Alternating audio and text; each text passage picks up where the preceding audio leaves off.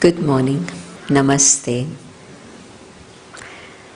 A very warm welcome to our Madhuban Pandas.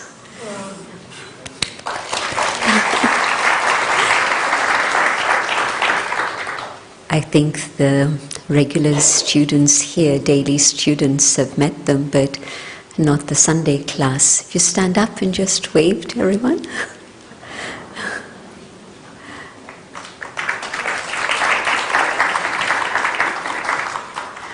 Amazing to have 5 powerful pandas here with us. Wonderful. Especially for Didi's day.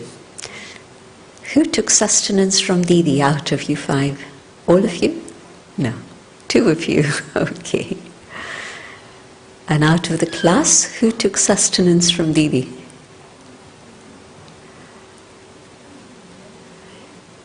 Very few are raising your hands. Out of the daily class, it was like 75%. So now, okay. So from the slide you can see that it's Didi's bhog today. The actual day was yesterday, but we are honoring Didi today so that the whole family can do that together. And Hansaben, as usual, was in the kitchen very early, but today she had 2 powerful pandas with her. So Madhuban sent us brothers to prepare bhog for Didi's day.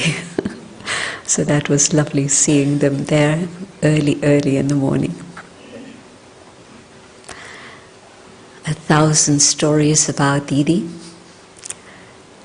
but within a short time, because many things are happening this morning. As you know, Dadi's arriving at probably 9:30, 10 flights. It's been shifting. We've been keeping track of it. But Dadi will be here by maybe 11:30, 12, something like that. So then you'll be meeting her tomorrow evening. Because having checked with Hansaben Dadi's physical situation and how she's managing, Hansaben suggested that we don't have a welcome program for Dadi today. When you all had a long journey, and she came from Abu to Mehsana, did a class in Mehsana, came to Ahmedabad, met the people there, and then caught a flight. So you probably don't do as much just before you travel. And so when you come, I think most of you take a good solid few hours. Some take a few days. But anyway, so we're giving Dadi space today.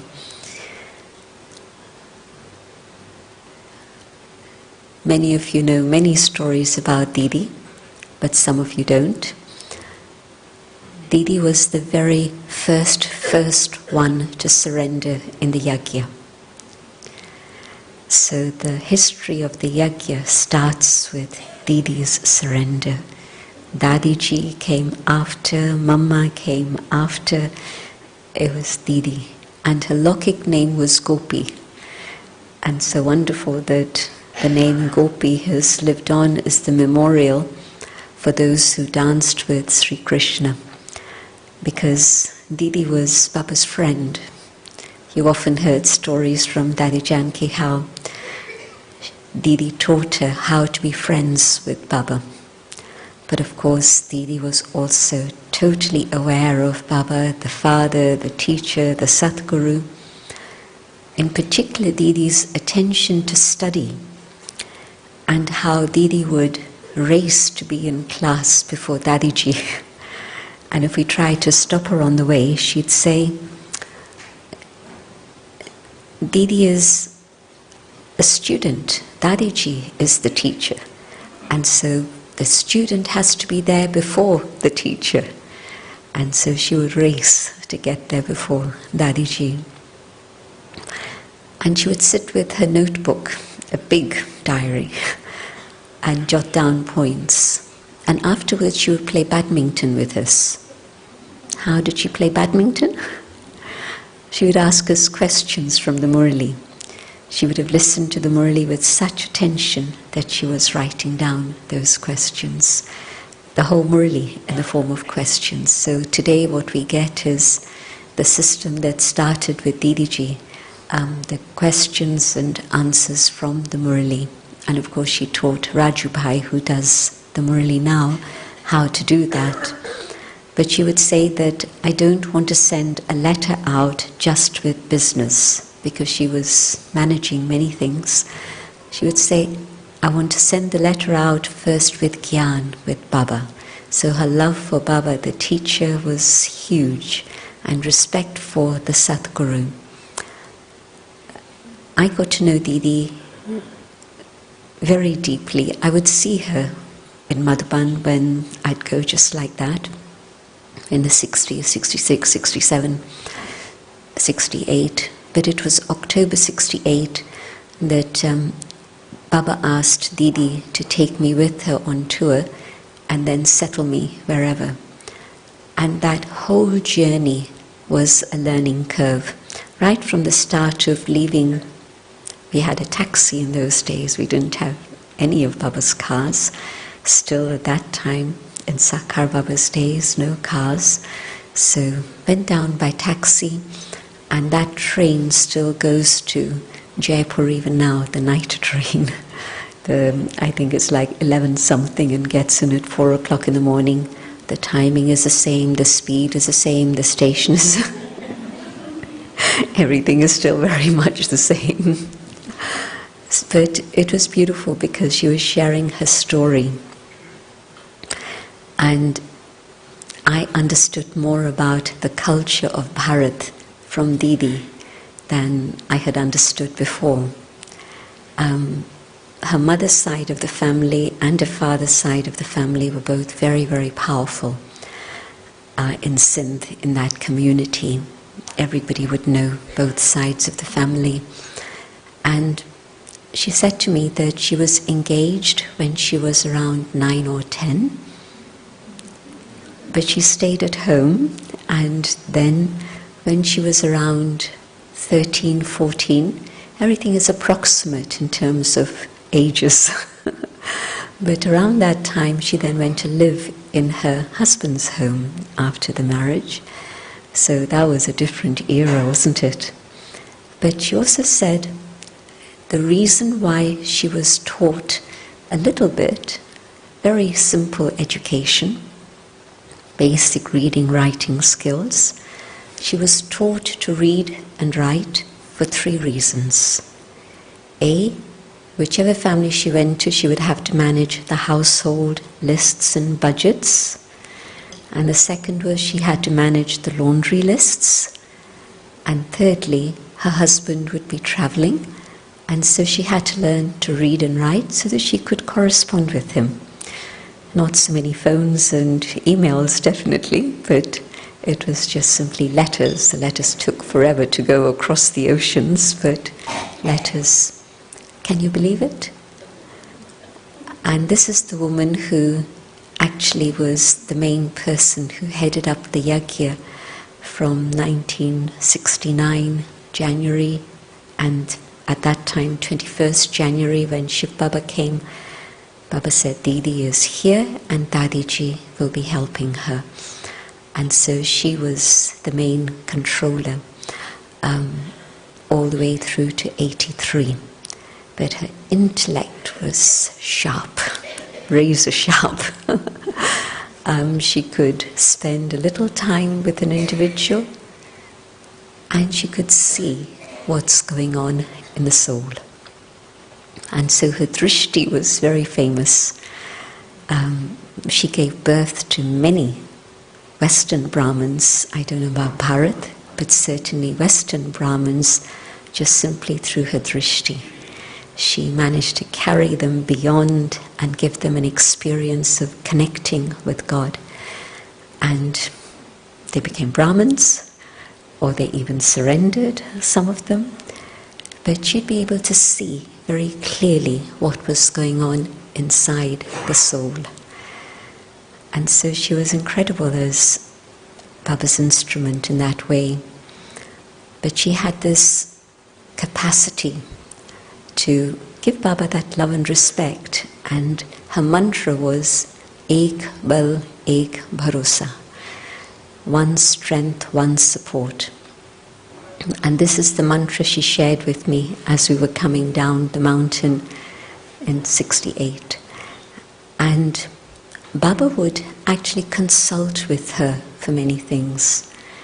And so when it was the question of where should the first Kumari's teachers training happen, things were happening in a sort of organic way, like they still do abroad.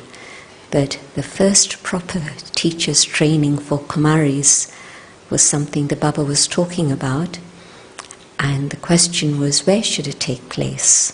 And Madhuban even at that time didn't have space. Today also Madhuban doesn't have space, even though we can accommodate 20,000 people. So the walls are always too limiting. But at that time, can you imagine, we had nothing outside the gates of Pandit Bhavan, and certainly that whole backside of Vishal Bhavan and this and that didn't exist. That was a space for cows. It wasn't a space for us. It's a very different world. And so Baba was consulting her about where should the first teacher's training happen. And then it was on the basis of her information that Baba then decided that Baba wanted to keep the Kumaris directly in Madhuban so that the eyes of the world would not see the Kumaris. It was a very specific thing. And so while Baba was still Sakar, then the training section started to be built. What happened to the Tower of Peace? There was no Tower of Peace. It was still the badminton court. But at the back of the badminton court, they started to construct the training section. Indraprasth came much later. That was garden area. So, and in fact, only the ground floor was ready by the time Baba became Avyakt. And so when we arrived in Madhuban, 1969 January, it was still a building site. But what they did was clear out the rooms that were ready, and we stayed there. And it was in the next few months that the next floor and the next floor were being built. So everything was moving, very fluid at that point. But Baba had that training section constructed especially for the Kumaris to come and stay. This is why it used to be big dormitories. Now it's again changed through the years. But it gives you an idea of how much Baba valued her input and also the quality of her intellect. Lokik education, practically nothing. But an intellect blessed by God. Lokik, she was already known for her wisdom, but especially coming to Baba. And then the quality of surrender of not just her life, but in particular her intellect to Baba. When Baba became Avyakt, her one question always was, she'd go into silence, pause, and then give an answer. And then she asked me at one point, do you know what I do in silence? I go back, rewind the tape, and I ask myself the question, what would Baba say? What would Baba have done? And from the time that Mama left in 65 June, through until Sakar Baba left, she was with Baba. Dadiji Baba called in October 68, and then she stayed on and on and on. She came for a short time, but stayed on and on and on, until, of course, then Baba flew away. So she had 4 months with Sakar Baba, training for how does Madhuban run. But Didi was with Baba from after Mama's time. So Baba used to sometimes use the word the manager of the yajna. Sometimes Baba would use the controller of the yajna. But this was Didi's capacity, being able to manage everything and being just like Mama. Mama was the instrument between Baba and the rest of the yajna.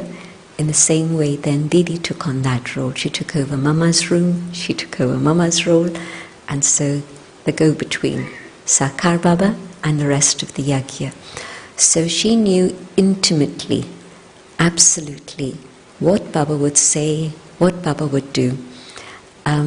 Two little examples I want to give, and then there's lots of things happening this morning, so I'll finish.